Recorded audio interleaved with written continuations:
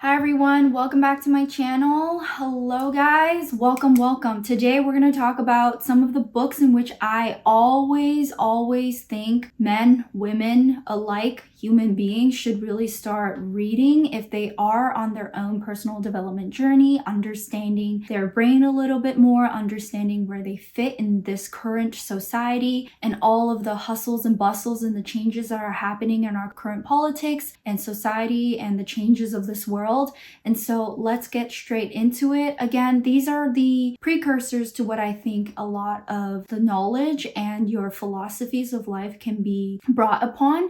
But your own identity and your own belief systems and your own values and what you believe in terms of religion or not is really in your hands. But what I like to do as a practitioner is really encourage those who haven't started to start exploring these terms, because what is not revealed into the light or what is not revealed into your consciousness is always just going to be untapped potential. And I always like starting there. So let's get straight into the books that I recommend. Hi guys, I am Christy. I'm a therapist and a relationship coach. If you're new here, welcome.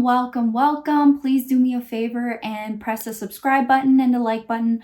Obviously, it helps with the algorithm and it helps me bring as many free information and content to you guys that I think is extremely important for us to expand our brains and improve mental health as a whole. And if you're old here and you're watching again, welcome back. And please, I hope you guys enjoy today's topic. Okay, so in today's video, I'm gonna have some books that are kind of categorized in three different ways. First is your masculine brain, your masculine identity, or your mental health as a human being is what I like to call it. Feminine and masculine books in which you can read, but it really is exemplifying what is important to you as a man and your psyche and understanding a little bit more. So that's the first one, okay? And then the second one is more of the life philosophy books that I like to kind of dive into, just so that you can get in touch with your spiritual journey and your meaning and purpose as a human being on this earth, and revealing some sort of information that's untapped in there, okay? So some books that encourages that. And very lastly is some practical books which really give you a concrete action steps and things that you can kind of answer yes or no, some tools and some questionnaires that you can answer in those books that are really helpful if you are in the journey of improving your mental health, improving your consciousness, improving understanding of who you are as a human being, and also improving your ability to attract a partner that can have that beautiful life with you at the end of today's video, hopefully, if we can solve that quickly, right? I have some notes here. So first, let's get to the male psyche / mental health identity books, okay? The first book that I always, and I've read this myself, although I'm not a man, I think, again, it really resonates with men or women, because the meaning of life and finding that as a human being can be identity shaking. It can cause an identity crisis, and I always think identity crises are a beautiful thing. It's a point in which a lot of people will find that they are able to take the risk or take the actions that they didn't think that they wanted to take or had it in them to take. So first book is called The Man's Search for Meaning. It's by Viktor E. Frankl, and this one is an amazing book. It's a hard read. It talks about a psychologist. So Victor is a psychologist, and it's a memoir of the Holocaust survivor by him. Okay, he was a Holocaust survivor, and he explores essentially the experiences of, trigger warning, many people from the Nazi concentration camps, and it introduces a psychological approach to understanding what it requires to find happiness and meaning even at the worst times of our history of the world, right? So this book really dives into the human quest of meaning and understanding how to search for this powerful driving force everybody in our modern society calls motivation or purpose, right? It's this powerful driving force inwardly that kind of drives every decision and behavior in our lives. So this one is a beautiful book. Take your time to read it, because I do believe with each page and each sentence, you will tap more and more into your psyche. So beautiful book. Read into it. I love it. I loved it, and my brother loved it. Okay, book number 2. This one's a really hard read. It's not for the beginner readers. However, if you want to challenge yourself and learn something from it, it's a good place to start. It's called The Red Book by Carl Jung. Carl Jung is also a grandfather of the School of Philosophy and Psychology. And this book is his life's work, one of his life's work, and it's documenting his personal journey as he really dives into the depths of his own psyche and his client's psyche. And the book specifically really resonates with a lot of my male clients because it blends in an autobiography, mythology, and philosophy into the meanings of what it requires to be a man, and in your brain diving into the different parts of what is innately biological specific to a man, because before it was highly patriarchal, and so a lot of his work was focused on that time of history,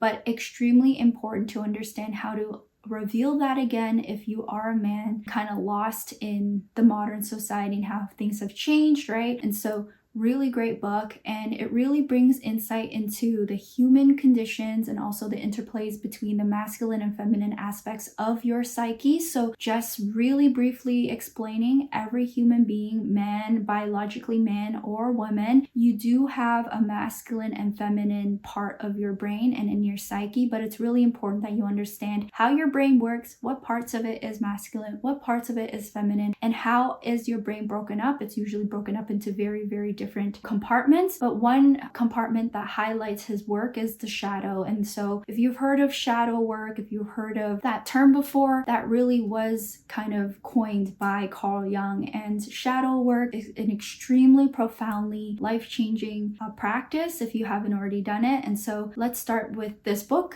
It has helped me a lot. It's a very hard read. Again, this is the type of book that with every sentence that you read and every page that you turn, you do start having this profound identity crisis or just epiphanies as you read. So amazing and beautiful book. Buy it. So let's go to the second category, and which is kind of categorized as the life philosophy books. I love these ones just to kind of conceptualize, again, the harder to read philosophy books that I just listed, and these books will kind of modernize it, okay? So a really great one that I actually read, and it's not really popular, but it kind of changed my life in, I would say, when I was first starting out as a practitioner, learning about what I wanted to do on this earth and what kind of impact did I want to make as a woman and as a human being, and how do I optimize my strengths and work on my weaknesses in the life that I want to build for myself. And so the first book that I want to recommend in this category is called Happiness. Cliche, right? Happiness, and it's by David Haberman. It's a short introduction, and basically this book is a very quick read. I read it in one day. Maybe it'll take you less than that or more than that. Great book, and it really digs and challenges into the meanings of what happiness really is for different cultures and different parts of the world, okay? This seminal book is really comprised of some research, some science-based, but also some subjective life experiences. And it comprises of an overview of the concept of happiness and what it takes to be happy in your current life. And it examines the nature of happiness, how it can be measured, what are the factors that contribute to a fulfilling and content life. And it draws upon a lot of philosophy, psychology, neuroscience, and also subjective experiences of people around the world and what it requires to have a fulfilled life, a happy life. And so that one's a great book, and it gives you a new perspective of what happiness really means. And it's not just a dopamine hit, okay? Not just,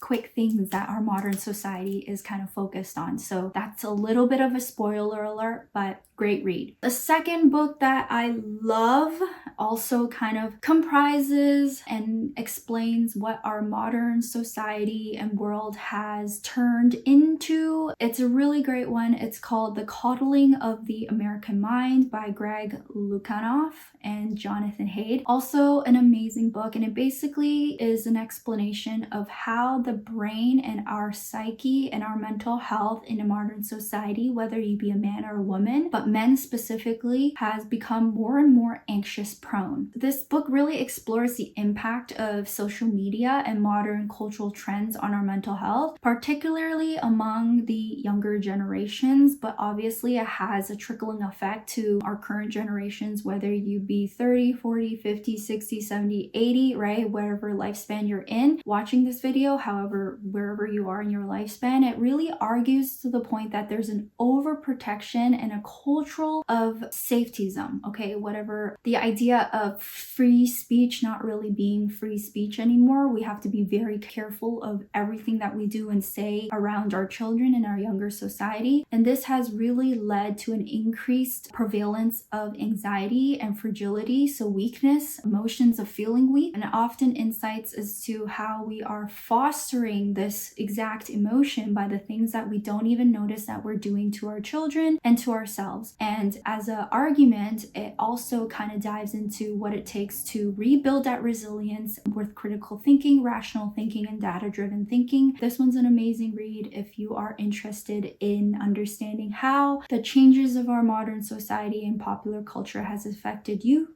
maybe your children and your next generations, or even your mother or your father or the people that you care about. Okay, in the very, very last category, a great one. I read this myself on Audible when I have free time or I am doing something kind of latent that kind of doesn't require a lot of thought work, right? High Performance Habits. And I know this one's on Audible. It's a great one. It kind of dives into how extraordinary people on this earth has become the way that they are. It's by Brandon Bouchard. And he basically identifies 6 very specific habits that help all individuals, whether you are innately born with them or not, right, to achieve high performance and sustained success, okay? So if you're at a point in your life where you have procrastination, you have hard time sleeping, you have low motivation, and it's hard for you to take action on certain tasks that you know you need to finish, this is a really great book because it really dives into not only the habits, but it dives into attaching meanings behind your habits and why it's important to have those habits so that you understand that there's a purpose behind why you're working on something, right? And some of the habits that he dives upon is seeking clarity, how to generate energy,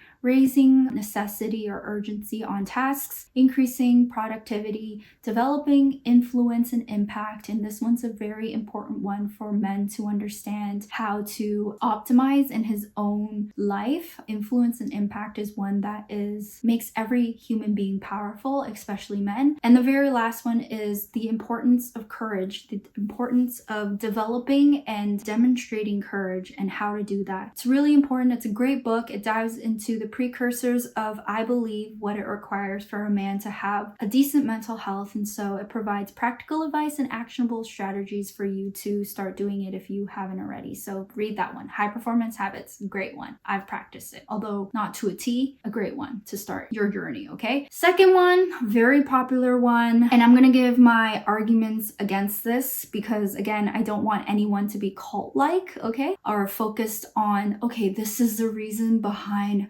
why I'm feeling this way, right? Or this is the reason behind why I had all these problems to begin with.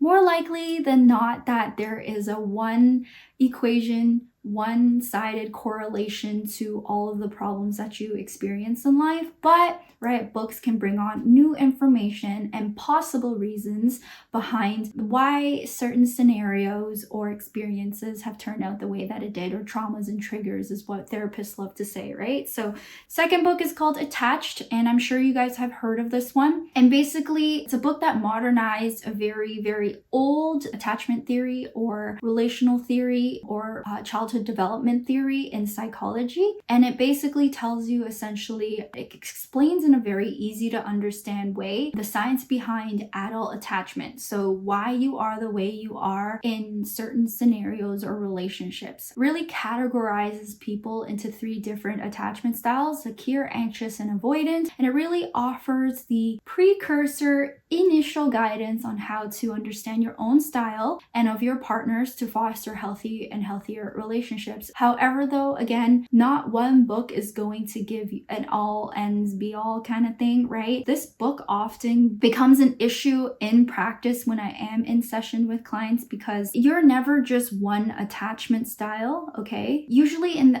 adulthood, you do have the proclivity and the tendency to be more of one attachment style. However, though, with the right partner and right friends and right environment and right environmental stressors, and you are quite fulfilled in life, for instance, your job is going the way that you want it to, or you're feeling extremely impactful and competent in things that you do every single day, right? You're at a secure place individually and in your relationships, your attachment style won't likely be triggered. Attachment styles normally are only triggered when you are inflicted. If you are a neurotypical person, right, are always triggered normally when you are with an insecure or kind of toxic relationship in general. I don't want to put in too much lingo if not necessary, right? And so having a secure attachment style is extremely important for you to understand that you need to find a partner that also has that. And so read that one. Again, it's a good way of understanding who you are and where you're from and how you were brought up and all that stuff, right? But not an all ends be all, but a great book nonetheless, okay? And then the very last one that I want to talk about, and I kind of just skimmed through this book myself because again, I have some limitations to it or some criticisms, personal criticisms to this book, but it's The 5 Love Languages. Although a great book, again, a great book to get the modern average human being to start thinking about the things that they may not even know about, right? But essentially, this book by Gary Chapman is a great modernized way of understanding how the different shipments of love, how you can ship love, what are the outputs of love that you can show and receive and start tacting or understanding or looking out for when you are in a romantic or familial relationship and you want to improve that as a whole, okay? And he broke it down essentially to 5 different love languages and 5 primary ways that people express and receive love: words of affirmation, acts of service, receiving gifts, quality time, and physical touch. And his argument is that he's understanding your own love language and that of your partners or the people that you want to form a stronger bond towards can improve communication and strengthen your relationships. Obviously, a great preliminary book in order to grow the toolbox of your relational health. But in my argument and my criticism to that book is that all five love languages are extremely important for any relationship to last, right? And so what this book has essentially done to a lot of my clients and modern society and modern human beings is that they focus on one love language and they think that, okay, well, if I like receiving words of affirmation, I'll just tell my partner that I love receiving words of affirmation and great, that's solved the issue. Well, what that process has done is actually you, by voicing out your wants and needs and testing whether your partner will actually comply, and at the end they do actually comply, that process in itself has actually given you the validation of love, not actually receiving the words of affirmation or whatever you ask for, gifts or more quality time or XYZ, right? It's actually when you do ask for something and your partner actually validates it, puts an effort and solves it for you, and that ability to create a cohesive relationship where you guys are codependent, right? Really great thing that you guys are codependent and you guys can solve issues together. That process alone is what is love. Not so much the fact that you only need words of affirmation to feel love, right? So that's my criticism towards it. But again, you don't need to know that if your partner is complying with some of the requests that you are asking her to do and she complies.